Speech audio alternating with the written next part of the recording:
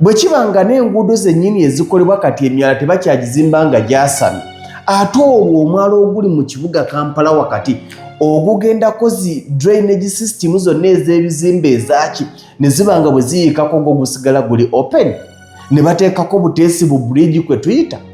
Tuli mu kaseera ndowooza nga tukyasobola kugumiikiriza kusaasira oyo taguzimba omwala tebajja kuguzimba oyo tajja kuguzimba nedda kale taguzimba tuwaagu tuzimbira okujjako nga nsonga za byabufuzi. Kyova olaba nja kuwa credit omwami gwe bayita Meya Mulyannyama. Meya Mulyannyama yigiriza abakulembeze banno bwe wakozeemu Makindye kati oyita mu Makindye n'akusanyusa. Bannakampala bali smart baagala leaders with solutions not lamenters. Olwaliro njagadde tuwayeemu ffenna emboozi nnyingi eziri mu kibuga Kampala naddala ezikwatagana ku mwala ogwa Nakivubo Channel ndowooza bwe batera okugweyita.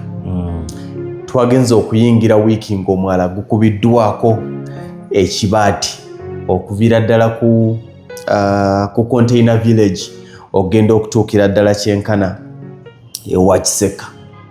Ebibuuzo bingi bibaddewo. Omwala gutwalibwa omwala kino ne bannabyabufuzi abamu waliwo ebintu bye tutunuulira nga tubitunuuliza reality nga tubitunuuliza obukyayi obuli ku abo abagenda okubikola. Mbadde ntunuulira ensonga ya okuddamu okuzimba omwala gwe Nakivubo. Bwe natunuulidde mu plan oba mu kusaba okwateekebwayo nti omwala gwe Nakivubo guli open nnyo ate nga ge mazima guli open. Tegukoma kubeera open.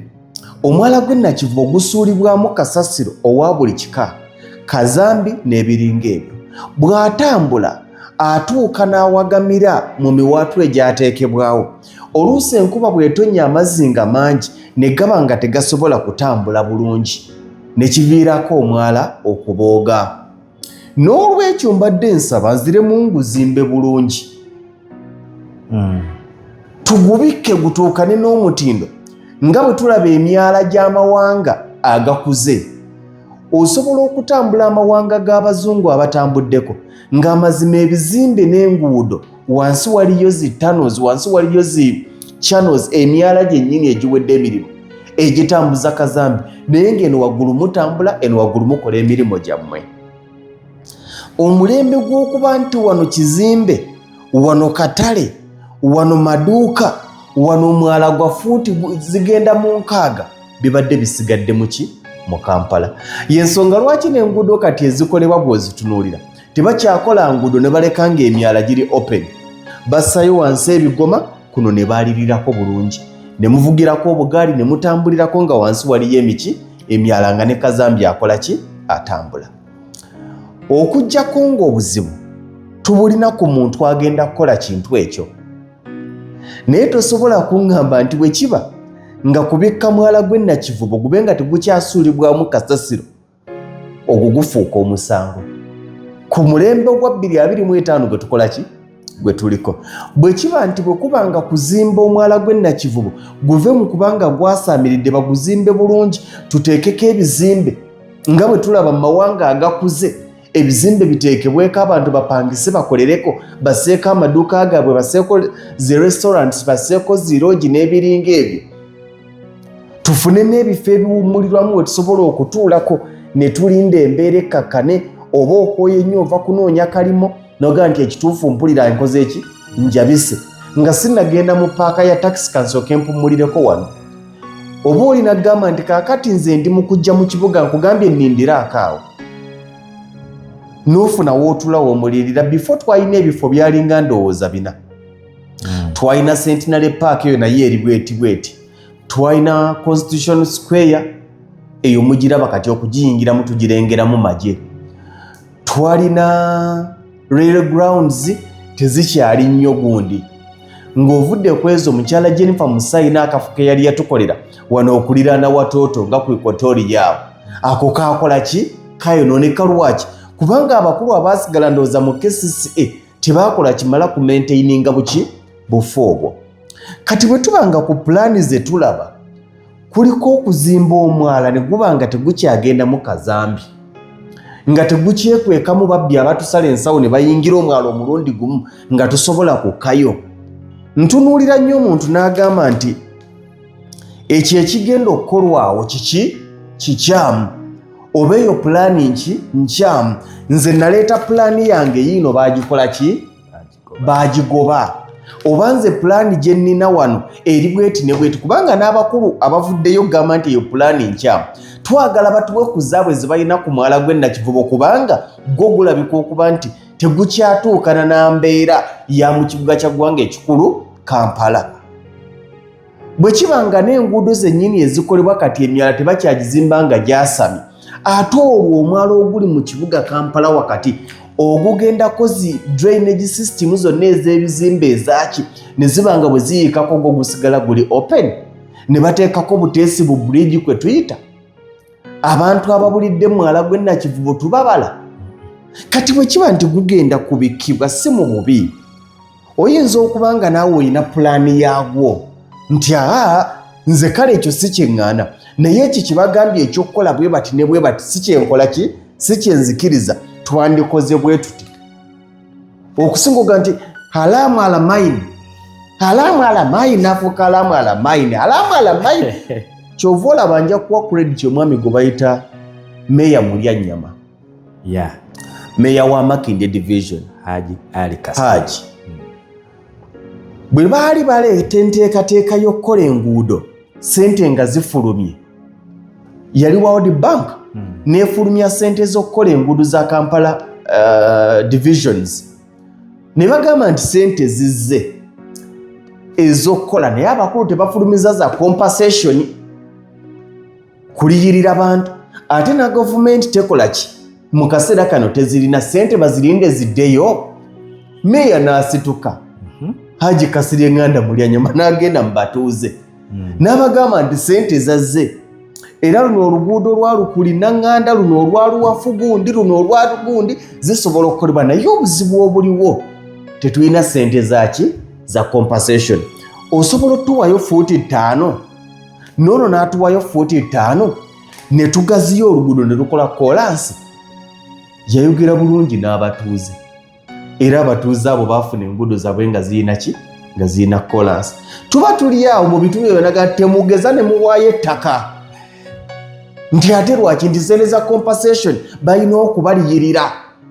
Kakati ebintu ebimu ogenda n'otunulira ndowooza nga oluusi ebintu ebimu bwe bikolebwa birina kye bitta. Omanyi oli agenda naga nti siriimu si waakugwawo kati nti lwaki, nti abamufunirako ssente tebaagala akole ki, aggwewo. Lwaki nti bafunirako obugabirizi bw'obuyambi, nti batundirako empeke. Ontegeera, olinaga nti olowooza omusujja gusobola okugwawo kati nti kati abatunda obutimba bw'ensiri bakole ki. Mulimu omuntu akole kintu olikaga nti ng'alinga alagira ddala nti ayina ebizibu by'atayagala biveewo, kubanga ebizibu kaafuuka akalimo. Olinaga nti tuweeyo fuuti 5 tugenda kunyigirizibwamu. Era bw'oyita mu bitundu enguudo mwami Mulyanyama gye yaziteeka, abantu baakyusa n'ebizimbe kati. Obwali obukutte mu mbinabina yiteeka tweyo yonna, Prayer Palace wa mu Nsambya, obwali bukutte mu mbinabina kati abantu basitula zaakeedi. Makindye wanjawulo, kubanga ye mukulembeze ow'enkyukakyuka, nti wakati nga tuleeta enkyukakyuka enkulaakulana ey'oluguudo ogenda kunyigirizibwamuko wanje nti olinaga nti temuwaayo ttaka, ate oluguudo lw'olemesezza okukolebwa ate n'olusabirako akalulu nti ebiguudo byonna bibi. Tuli mu kaseera ndowooza nga tukyasobola kugumiikiriza kusaasira. Bannange nga kitalo ndowooza mulaba kati ono agudde mwala kaakati byebyo. Bannange kaakati tukozeewo ki yembeera. Kaakati pulaani kimwe gye mulina ey'okukomya abantu abagwa myala naddala ogw'e Nakivubo. nze nali mpita ne ku mwala guno gwegundi ogwebwayisi ne tugamba tetusobola kufuna musajja aguzimba bulungi ne gubanga kuliko kyakedi kiva kuli paka kuli kubanga amawanga ge tutambudde mu tubirabye okujjako olinga agamba nti nze obuzibu mbulina kwoyo agenda okukola ekyo omuchina bw'anajja yinja mukola ki nja mukkiriza ekyo tujja kyo tumanyi nti ntalo za buntu oyina kakukuko naye bwe kibanga enteekateeka y'okubikka emyala gy'owakanya omwala gw'oyitako nga ne kazambi omulaba akulugguka ani ayita ku mwala gwe Nakivubo nga tanywezezza ssimu ye kubanga okimanyi nti omubbi waakubbira akkirirayo togenda mukwata naye nze bwonziba wano nga wonna weetooloddwa bizimbe nkimanyi nti bwe nkufubutula osibira muki mwakedi nzija nkubandula nti wuuyo basuubuzi be bakola ki oli nompa reasoning nti ogwo omwala gwe Nakivubo gabadde maka g'abantu okujjako nga nsonga za byabufuzi timune bwe bakola omwala sirina bwe ngenda kunoonya kalulu omanyi naye embeera yatujjira eyo nayo yatujjira eyo embeera nayo yatukola ki yatujjira omuntu alemesa ekkubo likolwe kubanga kwasabira gundi ngenda baleetera amasannyalaze bwe gajja ate abaana asabira ku kyamasannyalaze akalulu nga gamaze ne gajja yitako mu kisenyu ku lwaleero bwe baali bakola enguudo ezo wawulira amaloboozi amakambwe era amazito naye kati okimanyi nti ovuga n'oyita mu kisenyi bw'oti n'ogenda ogweno ewali essomero ndoozi erya mukyala Sala Nkonge ne weetoola n'ogwa Bakuli ng'envuga ekunyumira naye pulaani yo bwe yali ereetebwa yakubwa ne twebuuza nti abakulembeze batwagaliza kubeera nga tubeera myala kutambulira mu bisooto kutambulira mu mbeera ya gaggabatu nedda fine kale eyaweereddwa obuvunaanyizibwa obwo babumugyeko bwe babukuwa obutuukiriza bwe babukuwa obutuukiriza kubanga ffe twagala kulongoosa kibuga ffe nga bannayuganda nga bannakampala twagala service kale oyo gwe bakiwadde mubi bakimuggyeko twagala otuwe omuchina wo ffe tetulina buzibu twagala otuwe omuyindi wo anajja asseemu ssente ze akikole azimbeko akeedi tupangiseeko ebizimbe tufune ne we tuwummulira tufune we tutuula okulinda omuntu ajja tulinye baasi oba takisi etutwala mu kyalo ebusubi ky'amaganda nga tulina we tusobodde okumukola ki okumulindira ekyo bw'oba tokirina nga tonnaŋŋamba nti okulya omugaati gulwaza gwe bampadde olina okuba ng'ondaze ekitalwaza alternative naye bw'obanga tolina alternative tolya ekale sirya naye enjala enzita ndyeki bw'obanga tompa kyakulya naye ng'oŋŋaana biri oba tonnyambye oyo taguzimba omwala tebajja kuguzimba oyo tajja kuguzimba nedda kale taguzimba tuwaagutuzimbira tuwaagututereereza kubanga ffe tukooye amaziga tukooye okulamenti nga twagala kibuga kitambula ge mazima twagala kibuga kitambula twagala kibuga kikyuse twagala kibuga kyetutambuliramu nga temuli myala twagala kibuga kyetutambuliramu nga buli woolinnyo osobola okutambuza engatto nga tolinnye mu bisooto nampitambi twagala kibuga mwotambulira nga tekiri congested twagala kibuga mwotambulira nga tewali agenda kubbako kasimu kukanyugunya muki kwenyugunya mwala twagala kibuga nga ne bwebeera bwankuba okwata bukwasa ambuleera n'otambula so si ate kati omwala gwe Nakivubo gwabooze bw'oba tolina alternative ku bizibu bya bannakampala kibinya ate okwambalira oyo abadde ne alternative amazima Kampala we twagimanyira emyaka 20 emabega bannakampala bakyuse bannakampala bali smart bagala leaders with solutions not lamenters bannakampala bakowa amaziga yes oyo musiga nsimbi kyaleese kibi tulage ekirungi wange ekibuuzo omwala bwe gusigalawo tusobola okuwummuliramu. Nze omukulembeze nandi musuubidde nti bw'oba otuzimbira ebizimbe ebigenda okugenda ku mwala, bizimbe nga n'abantu baffe bano bamufuna mpola basobola okubikola ki? Okubipangisa, kubanga tewali muntu ayagala kukolera mu mpita mbi. Meeya Mulyanyama, yigiriza abakulembeze banno bwe wakozeemu Makindye, kati oyita mu Makindye n'akusanyusa.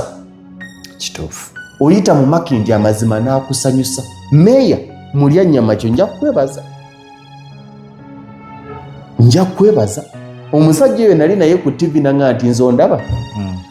Newe kiba kinneetaagisa konkona State House nga nonayo oluguudo lw'abantu bange beeruwafundu kola ki? Ndunona. Be bakulembeze kati betwagala. Ffe bannakampala tetukyatunuulira ssente ezikoze oluguudo zivudde watwagala luguudo. Gwe bw'oba ng'okyali ku levo eyasimanya olwo oluguudo olukoleddwa ssente zavudde gindi, ffe awo twakola ki? Twavaawo kati okulembera bagezi. Ge mazima agakola ki? Agakaawa. Mukama abawa omukisa.